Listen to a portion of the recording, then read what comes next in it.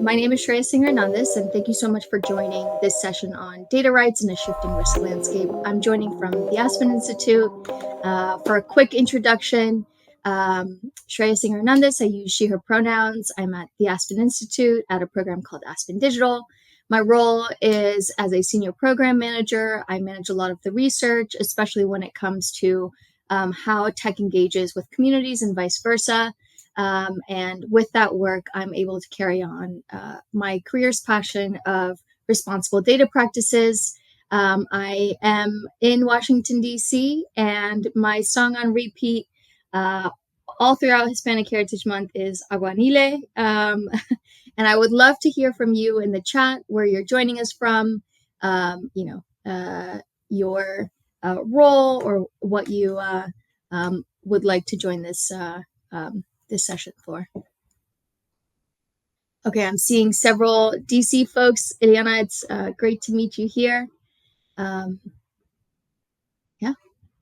Well, while folks drop in their introductions, I'll go ahead and get us started. Just a bit about the Aspen Institute. Some people may have heard of this organization that I work for. It is a think tank, and it puts on premier large-scale convenings that you most likely know the Aspen Institute for, including the Aspen Ideas Festival. Under Aspen Institute, I work specifically for Aspen Digital, which is a policy program, and it is a nonpartisan technology and information focused organization that brings together and convenes thinkers and doers to uncover new ideas, spark policies and processes.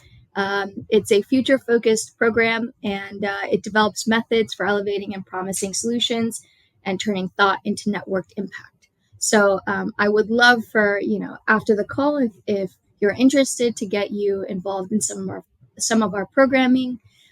But we also have a number of 40-plus policy programs, including anything from food and society to energy and the environment, and also Latinos in society, which is going through a bit of a name change and a leadership change, but is phenomenal work that our teams and partner teams are doing. So for today's conversation, we'll be exploring how communities, and specifically the Latine community, I'll use the term interchangeably, as I know, language is incredibly important, but also there's a variety of terms that can be used to describe the community, how Latine communities can use data to empower themselves, learn how data can be weaponized or protective, and understand shifts in public data, privacy, and security. So for our data equity framework, this is something that I've been working on for some time. I first moved to DC in the Obama administration. I am Indian American. The Hernandez comes from marriage. I'm married into a beautiful Mexican family, just as a bit of background for introduction as well. But I started at the Obama administration under the initiative on Asian Americans, Pacific Islanders, and Native Hawaiians, WIAPI, where I worked on federal data policy. Since then, I've been following this thread all the way through my work, whether it's in the private sector or at Planned Parenthood, developing, political models and research models that help engage a more inclusive group of volunteers, voters, etc., all the way leading up to my job now at the Aspen Institute, where I lead our responsible data work. So before we get too deep into data rights and the technical aspects of it and the implications on society, I always love to start with this story of Abigail Echo Hawk. Abigail is a researcher, a public health official out in Seattle, and she really introduced this term called data decolonization, and it introduces this idea of shifting from a deficit framework to an abundance framework when it comes to data. I'm going to read a quick excerpt from her to really get us grounded in this conversation on how we can use data as power and not just something that can be used against communities. So Abigail says, when we think about data and how it's been gathered from marginalized communities, it was often never gathered to help or serve us. It was primarily done to show the deficits in our communities, to show where there are gaps. And it's always done from a deficit-based framework. That's what they don't talk about, is the strengths of our community. What we know, particularly for Indigenous people, Abigail says, is that there was a genocide and assimilation policies and termination policies that were perpetuated against us. If they had worked, we wouldn't be here. And so we were always strength-based people who passed on and continued knowledge systems regardless of people who tried to destroy us. So this is always a really grounding launching point for these conversations about data equity, because it allows us to not only shift from a deficit framework of, how communities are inadequate at a macro scale, or what are the gaps, even if you are trying to fill those gaps, but asks us to identify what are the strengths of our community that can be lifted through data. Data, at the end of the day, is just storytelling. Thank you, Rosa. And so in the chat, I would love for you to drop in any comments or notes about, statistics that you feel are able to show the strength of the Latino community. I know there's so many, and in doing research and having these conversations with communities, I found so much interesting data on Latino communities and strengths when it comes to being connected or access to mobile devices versus laptops and computers. But I would love for to crowdsource sort of your favorite area of strength about Latino communities. And I'll pause for a moment if you want to drop that in the chat. And this will be a pretty interactive session. I often do these in workshop settings, and so I would love for you to engage and let me know what you think in the chat. While folks are dropping in their statistics of strength from the Latino community, I would love to talk about why I pulled Abigail Echo Hawk's story. So the Seattle community was not, the police department in Seattle was not actively or accurately tracking data on missing and murdered Indigenous women and girls. And what Abigail did was she went out on her own and through her organization at the Urban Indian Health Institute and started a community-based data collection and story collection initiative, and was able to take that data on, harms in our community and, survey data, qualitative and quantitative data from active members of a community who had suffered harms, and was able to take that to the Seattle Police Department and advocate for more services for her community members. This still continues to be a large issue and under-addressed for these communities, but Abigail's work is sort of a through line of the type of work I'd love to talk about today. So with that being said, our framework of data equity that I've been working on for maybe the last 10 years is a tripart form of data equity. The first one is representation in data. How accurately can you see yourself and the intersections of your community represented in data? We'll talk about the census a little bit later in this conversation, but how are you seeing different members of your community represented in the data, or are they often left out? This could mean that they're left out because surveys happen from 9 to 5 and folks don't have access to a landline, or they require a computer rather than a mobile device to answer them. Or is it more structural? Are the questions being asked not granular enough to get information about your community? Are we actively looking at how do we collect data on Afro-Latinos versus Latinos who might pick the white box in the census data or any other demographic data? How are we ensuring that there is a level of indigeneity that we are pulling through in this conversation? And is that accurately representing, the level of indigeneity that your communities feel? The second item is privacy and protection. And I think this is a major theme in current news cycles and how Latine data is being used and misused in the current moment. But what level of privacy and protection do you have around your data? How do you feel, that your data is being misused against you? What is when you submit your data to a federal, government or a program, do you know that that's not going to be used against you? How much awareness do you have about, um, you know, clicking the terms and conditions? Yes, I have read, even though even I don't read all the terms and conditions that, yeah, Ingrid, I agree with you, that I click yes to. So privacy and protection is a big piece. And lastly, it's ownership and access. Sometimes we are okay giving our data to certain tech companies or public programs, but how much ownership and access? Yeah, Edgar, me too. How much ownership and access do we have to that data on the final end? You know, uh, we see this with Spotify. It's like a nice entryway into knowing how much data a company has on you. They tell you what your top, what your top listened to song is for the year, but how much more data could we be getting, and how much more actionable could that be? Last year, we worked on a project that looked at data on older adults, and one of the major findings was, you know, sometimes people are okay providing data as long as their communities and individuals get access to that data at the end, so that they are able to make informed decisions about their communities, to be able to improve and support their communities. So what does access to your data look like? Can you delete your data at any point? And how much ownership do you have of that data?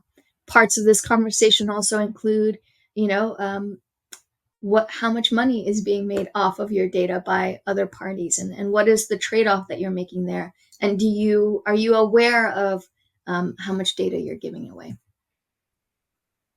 When we talk about types of data, we're looking at a variety of data. Data is the lifeblood of much of the American tech economy. So this can be, I say that data are the stories of our communities and individuals.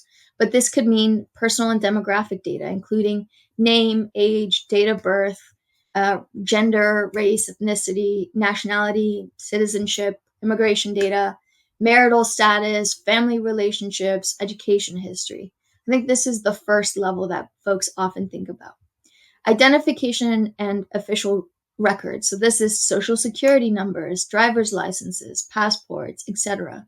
Biometric data. I know, folks are seeing this more and more frequently at the TSA, register at airports. You look into this camera, and many people don't know that they have the option to opt out of those. But what are the risks that come with opting out, both on an individual and at a macro level? We're looking at government IDs, voter registration, criminal history, arrest records, etc., court filings. Um, Health data, sorry, location and movement data. Where is your GPS tracking you? Do you have, your location settings on, and who do you have them on for on your phones, on your other devices? Public transportation and toll records, travel history, whether that's flights, visas, border crossings, etc., and geotags in photos or posts. We're seeing, some companies I will not name at the current moment, but are turning on, maps of where you can find your friends in your network. And oftentimes those are rolled out without enough information on how to opt out, or the fact that they're happening. Um, we're looking at health and genetic data. What is the medical history or diagnoses? We're thinking about this in terms of um, insurance, etc. Prescriptions, fitness trackers. This is a big one. Fitness trackers, wearable devices that may include things like your heart rate, your sleep patterns, your step, even your weight. Genetic information. Thinking of genetic testing companies, and what does that mean for individuals and communities? Health insurance, and then mental health and reproductive health data. Whether you are neurodivergent, for example, or whether you've sought reproductive health services in the past. Um, that's all within the health and genetic. Financial and economic data. I'm going to speed through some of these since I know I am about 5 minutes behind. But bank accounts, credit cards, credit scores, etc., tax records, employment and salary, purchase histories. This is a big one. Subscriptions and digital wallets. We're looking at digital online behavior. This is also incredibly interesting and incredibly timely. Web browsing history or social media posts, likes, and shares. It feels nowadays that the internet is forever. So your social media posts from 2010, where you're just letting your friends know what you're up to. Search engine queries, and now queries on and interactions with generative AI are all parts of this. Email, chat logs, clicks, engagements, even at times eye tracking or eye movement.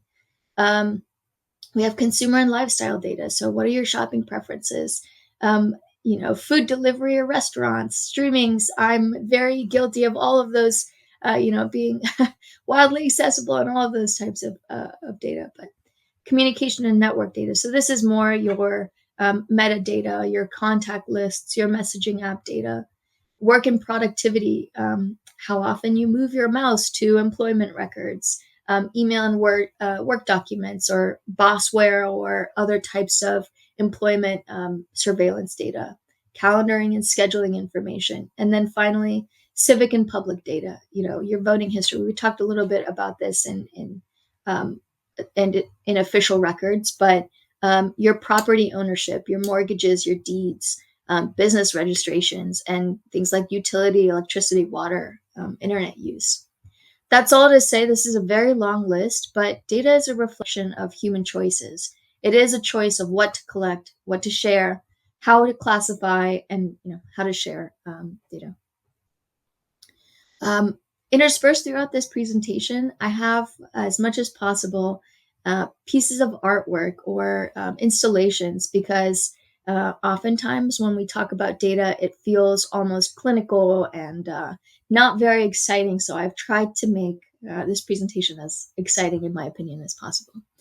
I harken us back to the Library of Missing Data Sets. So there was this artist named Mimi Onowa who put together these large filing cabinets and titled the art piece "The Library of Missing Data Sets." Since then, they have put out, I think, a second and maybe even a third version of this. But essentially, they tracked it in these file folders, titles of pieces of data or data sets that were missing from accessibility.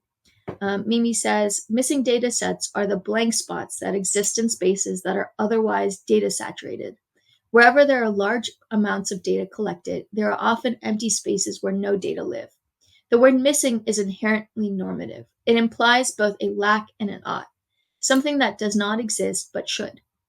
That should be somewhere is not in its expected place. An established system is disrupted by a distinct absence. That which we ignore reveals more than what we give our attention to. It's in these things that we find cultural and colloquial hints of what is deemed important. Spots that we've left blank reveal our hidden social biases and indifferences. Now, I've been doing the same presentation for about 10 years, and I will say that in the current moment, there are data sets that are missing because of a lack of investment in research or a lack of attention by researchers to include that data. There's also, and I update my presentation to reflect this, there's data that people don't want available about them. Like some of these in 2025, some of these titles maybe are titles that shouldn't be invested in for, they would jeopardize communities even more. So, what I would love to hear in the chat, what is a piece of data or a data set that you would want access to? And I'd love for you to think about it. Maybe not drop it in the chat, but what types of data shouldn't be as readily available to avoid jeopardizing communities?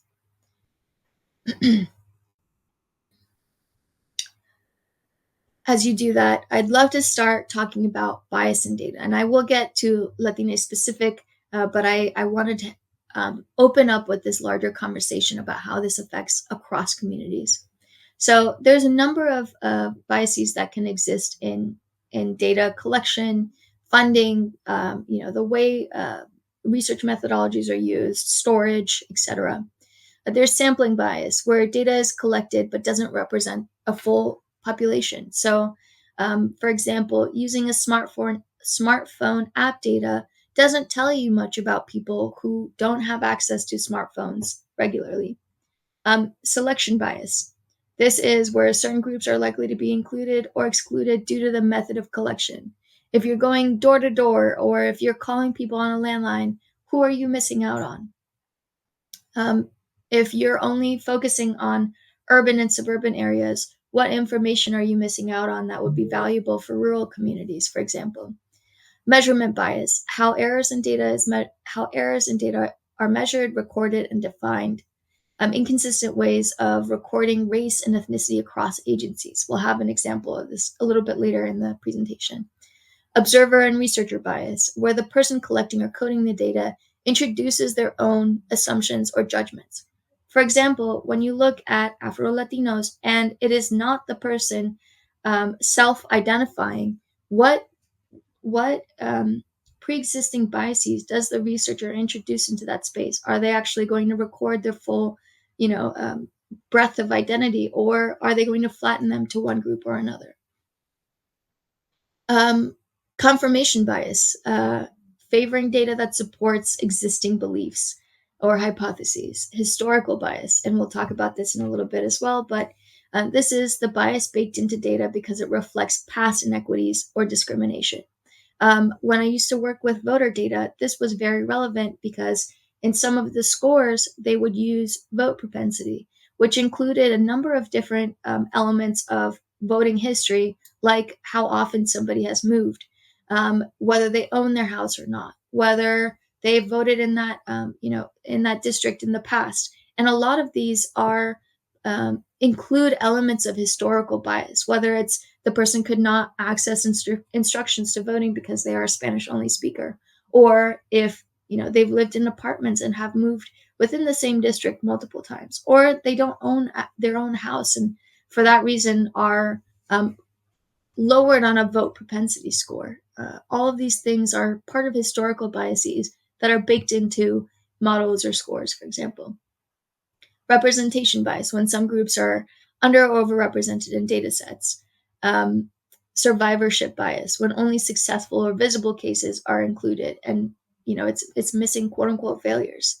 For example, studying businesses that survived the pandemic while ignoring the ones that closed. What does that tell us about the survivorship of those businesses? And what does it not tell us about businesses that did not make it past the pandemic? Algorithmic bias, and this is even more so part of our day-to-day news. You might have seen my colleagues yesterday do a red teaming exercise, and if you're interested in that and were not able to make it, I'm happy to make the connection because it is a very interesting project.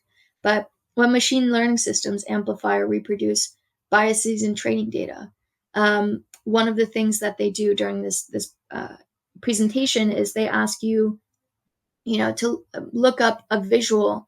And one of our coworkers asked for a generated visual of a Latina working. And some of the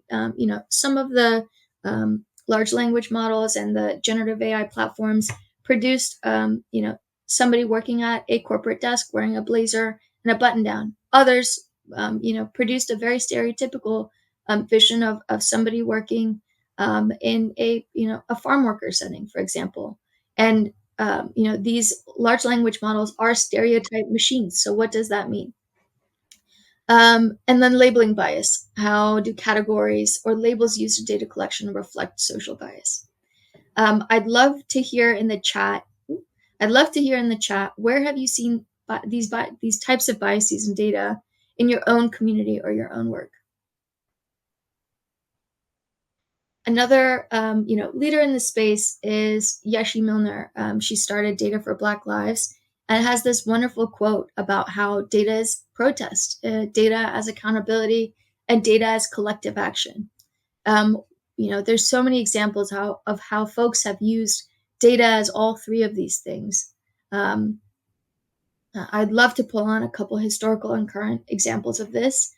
The first one is Ida B. Wells. Early in American history, there was this pioneering journalist called Ida B. Wells in the late 19th and early 20th century. And she used data as a tool for justice through meticulous documentation and analysis of, and we'll be talking about some instances of racial violence in the United States, but of lynching cases that was being underreported and underaddressed both in journalism and through, public safety.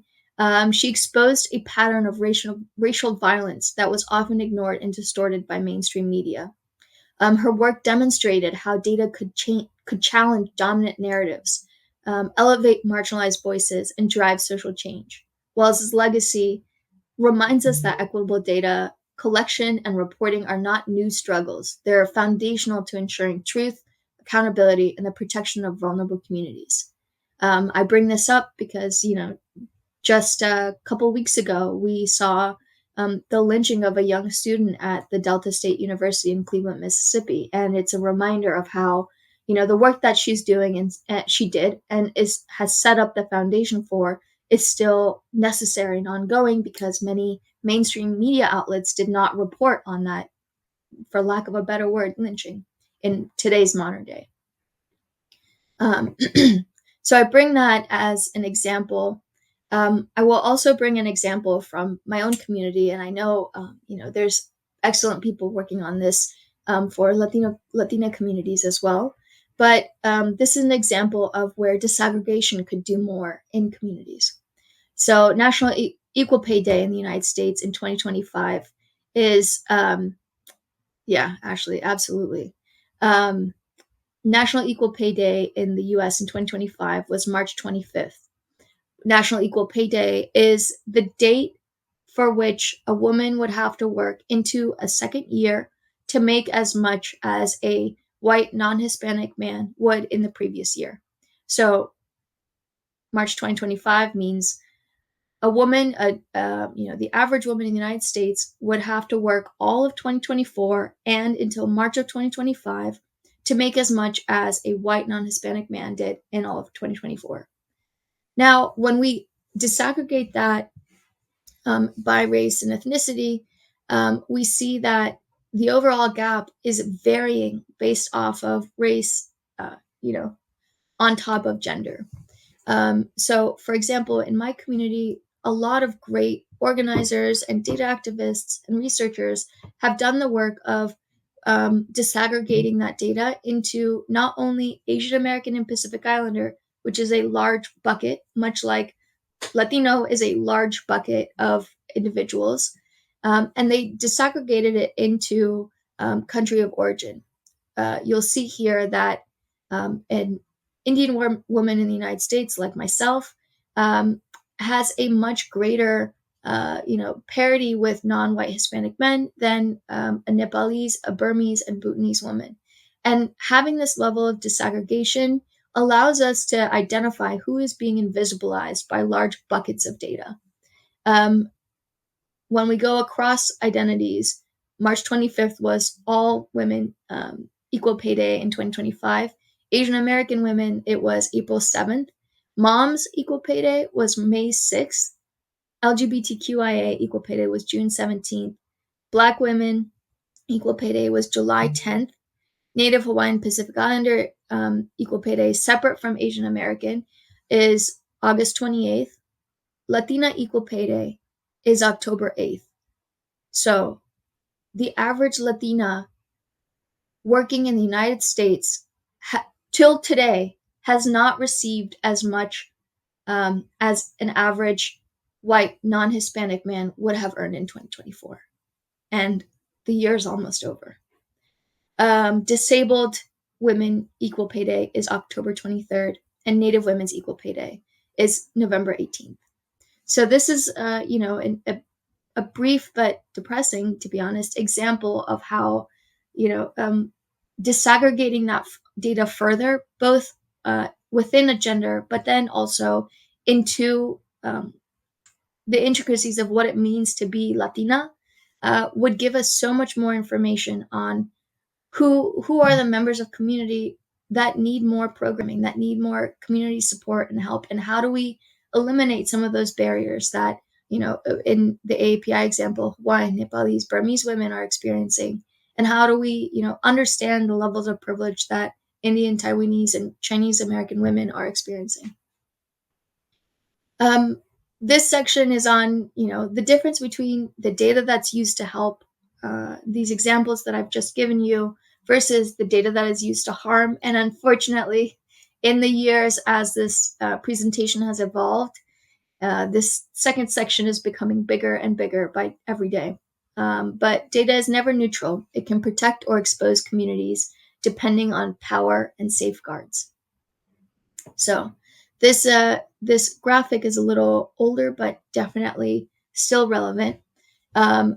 Maps are a piece of political data. The first census in 1790 only asked 6 questions: the name of the white male householder, and then the names of all other people in the household, divided into 3 categories: free white males who were at least 16 years old, free white males who were under 16 years old, free white females, and all other free persons, and then finally enslaved people, who were at that time in 1790 considered to be counted as 3/5 of a person.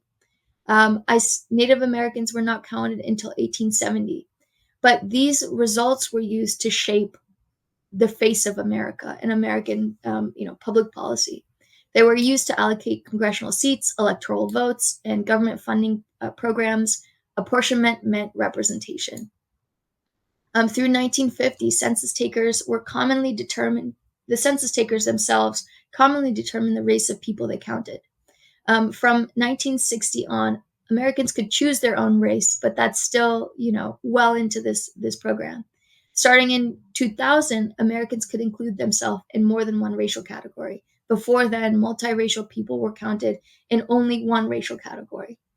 It often changed the name of these separate groups of people, but there was also this big initiative in 2020 about how do we count undocumented people, and what does having that data mean to policy programs, and also what does having that data jeopardize undocumented people.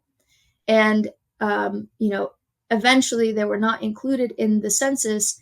And in 2020, there were a lot of people saying that, knowing how many undocumented people there are and in which census districts they exist would be able to help public programming. But this kind of underlines the, the um, the idea that who has access to data matters so much. And data is never neutral because, in hands that want to harm, knowing which census tracts have more undocumented people is an incredibly powerfully dangerous piece of data. We also look at the shifting nature of racial categories. For example, yes, exactly, and we're about to get to that piece as well. But it is so important to be counted. At the same time, what does being counted jeopardize? How does it jeopardize communities? With the shifting nature of these categories as well, I believe it was the 1990s, many communities within the Middle Eastern, communities in the United States fought to be recognized as white, as Caucasian. But now there is an effort to go in the opposite direction. In the 90s, that offered a lot more perceived privilege, and current day, people have, or in the 2020 census, some advocates within that community wanted to be recognized as not white. So we think of Irish communities, we think of Italian communities, and how they've been assimilated into, whiteness throughout the history of the United States. Ingrid, I think you've segued us very neatly into this next topic, which is immigration data. There's a growing trove of social media data, and we're seeing this at in news cycles, at customs, at TSA. Like people's social media is being checked. We're also seeing a transference of data between IRS and ICE. And we see that undocumented people, as Ingrid mentioned, pay so much in taxes, and that's often something that's been weaponized against the community is that that they are taking from something that they're not paying into. But the data actually showed us that undocumented people pay billions in taxes every year. However, that data itself that was once used to advocate for undocumented communities is being used to harm them in this example of accelerating deportations. Um, when this is a really tricky time because I put these news articles in here a week and a half ago, and I know of at least 4 different articles that I could include on this one slide that have just popped up within the last week and a half. So we again encounter this idea of how much representation is important in data, what data can be used for good, for telling a narrative, for proving a point, and how much data can be used for harm. I used to work at Planned Parenthood, so I pulled this example, but reproductive health data. Recently, there was, the past several years, there was a lawsuit against period tracker apps because it allowed, as we see, after the fall of Roe, a shifting patchwork of different levels of access to reproductive rights across states of the United States. We're seeing we're seeing tech companies and products have their data that is used to help menstruators keep track of something that didn't exist before, and that is incredibly useful for menstrual health and for reproductive health. That data, when it's finally available to people to use, is now being used against them. When we go back to this topic of location data, data brokers are selling location data of people who visit abortion clinics. And then finally, it's geofencing technology is used by advertisers who want to target folks attending abortion clinics and spaces of reproductive health and advertise to them um, uh, crisis pregnancy centers that would sort of steer them away from receiving reproductive health. I guess these are just a couple examples of how wearable devices or other types of health data are now open to being used against people. We're even seeing, like registries of people with autistic people, and how does this health data, how is it being used against people when in different circumstances was maybe used to provide more services. Dr. Safia Noble, author of Weapons of Math Destruction, says, to say that an algorithm is just math and it doesn't live in a social context is almost to say that human beings are purely cells or molecules. So we've set up till this point, the basis of data collection in the United States from public agencies through the census, which then becomes the basis for data available to tech companies, both from the public data and also then from data from tech products, which we've written a whole report on. I can drop in the chat shortly. If you are a product person, we'd love to connect with you. But we've talked about public data, and we've talked about a little bit about data collected on tech products and platforms. But now we've entered an entirely new environment of algorithms, and that data and the stereotypes and the harms included in it can be supercharged with the technology that is emerging. So how is data and public data shifting in 2025? And I will say again, I made this deck a week and a half ago, and I've been struggling to keep on top of everything that is coming out of what seems like a fire hose of news. But we're seeing a shifting landscape in 2025. There is public data is disappearing. And if it's not disappearing, there is a lack of trust in that data. For example, recently there's been shifting leadership at places like Bureau of Labor Statistics that companies or community organizations were using that data to be able to map uh, their workforce and to predict against how they can react in their strategy based on the Bureau of Labor Statistics data. But we're also seeing disappearing public data when it comes to things like hate crimes being tracked. Some of my friends and partners at organizations that are tracking hate crimes against specific communities and that have been advocating for so long to get that, hate crime data be federalized and be federally available. Now it's going to be even more and more so difficult to get, um, you know, uh, federal agencies to pay attention to hate crime data that's been sourced by communities. Increased jeopardization of demographic data. We just talked about this, whether that's it's mental health or other types of healthcare data to immigration status, for example. Declining transparency. We're losing access again to public data. There's privacy and security shifts that are happening where every day it seems that there's another data breach. And what does this mean for the data that's out there about all of us?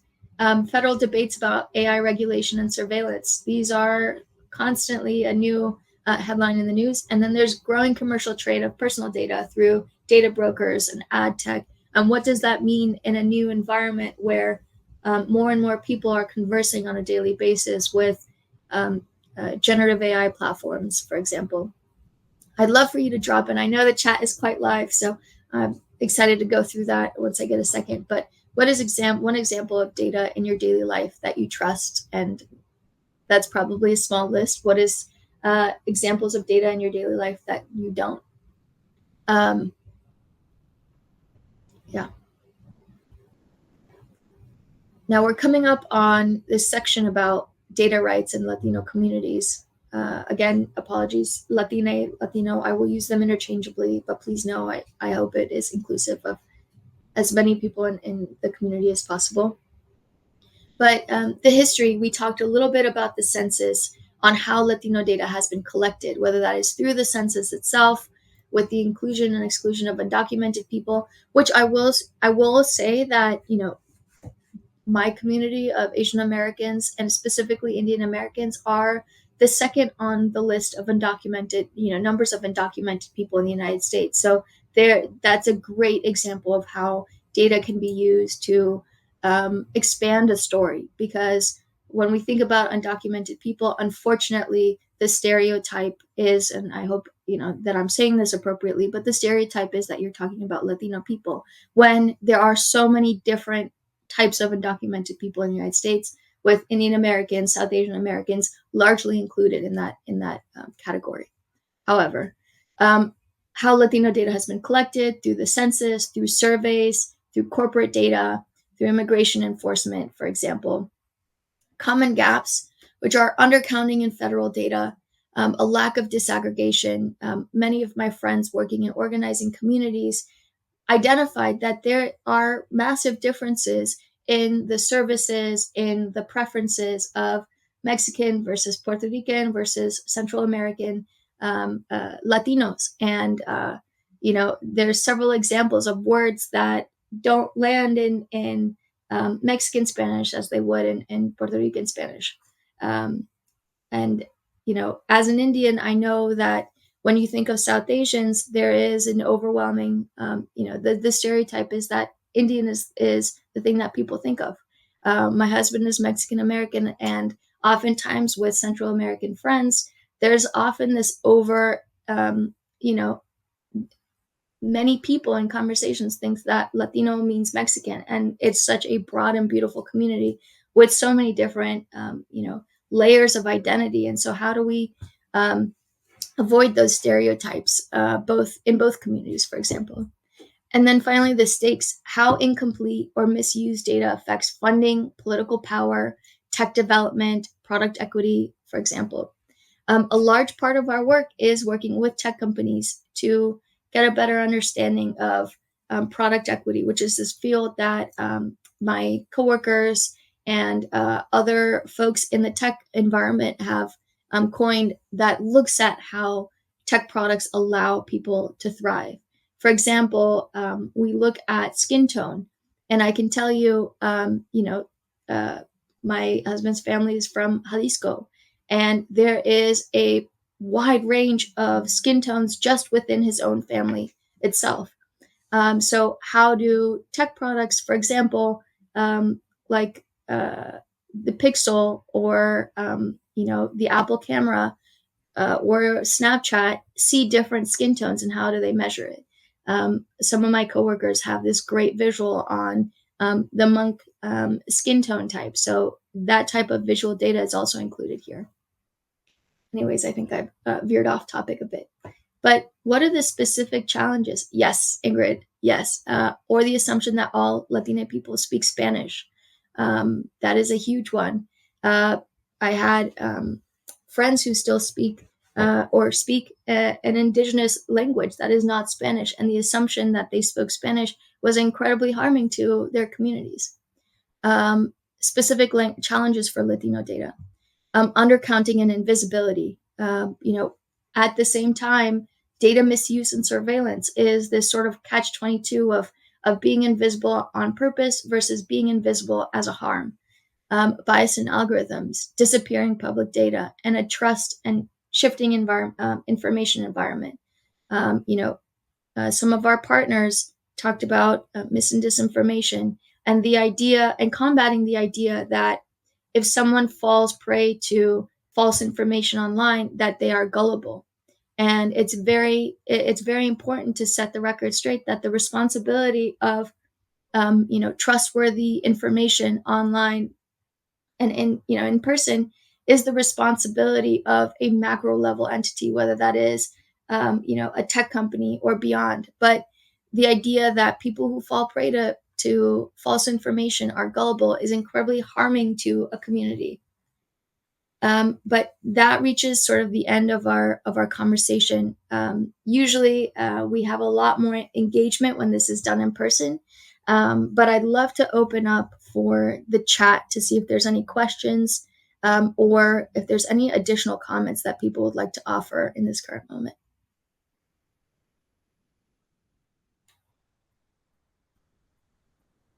Yeah, I'm seeing Ashley say AI features and capabilities are always given male names. Yes, there were studies done where uh, where female or feminine typed voices are better for people to give instructions to, which is why you'll see a lot of personal assistants having female, feminine typed names and voices, and masculine typed names and voices are better received in receiving instructions like GPS voices, etc. So there's a lot of interesting research around, you know, the gender for a piece of technology, not to anthropomorphize AI, but what is being used. Kimberly's saying that there is more AI wearables popping up, and there's a big pushback, and she expects people to realize they're being used for surveillance. Friends.com and the NYC subway definitely opened and saved that link. Gabrielle is thinking about removing wearable tech watches from daily life. I've removed mine, but it's because it broke. It's a difficult trade-off because there's so much information that you could get from a watch or a ring or other types of wearable devices that would let you get access to healthcare in a system where that feedback is becoming more and more helpful to people, to communities, whether it's from fall detection to measuring like heart instances, but the trade-off comes at such a great cost. Yeah, we're seeing people, Maisha, talking about phones tracking health information, even though there's no wearables. Yeah. Thank you, Gabriela. I appreciate that. Freaking fascinating and potentially horrifying is a great way to describe this project. Yeah. Auditing LinkedIn settings. Yes. Well, I'd love for folks to come off mute if you'd be interested to share anything. This is meant to be an interactive session, and um, I love how much interaction there is and engagement there is in the chat.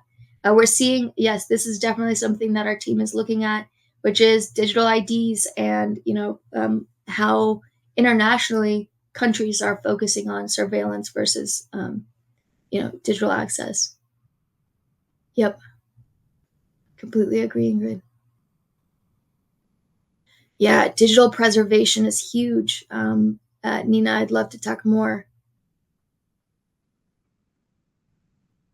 I am currently working on a project that's looking at disappearing public data and what does it mean to preserve. Obviously, there's this tool called the Wayback Machine, which allows you access to previous sort of snapshots of the internet. But what does it mean to preserve research projects, for example?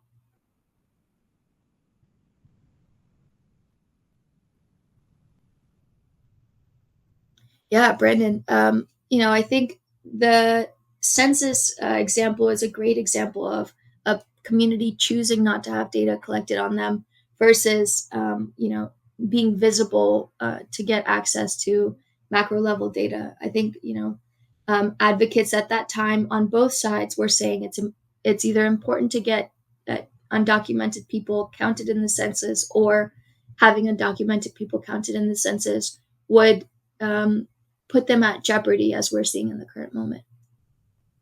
Gabriela, I'm so glad you thought that, and I'll pass it on to my coworkers.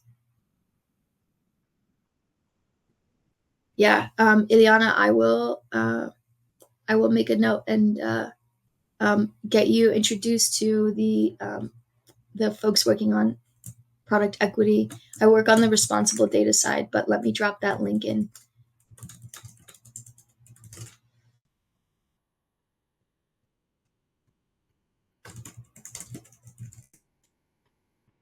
Diane says, scam calls. Yeah.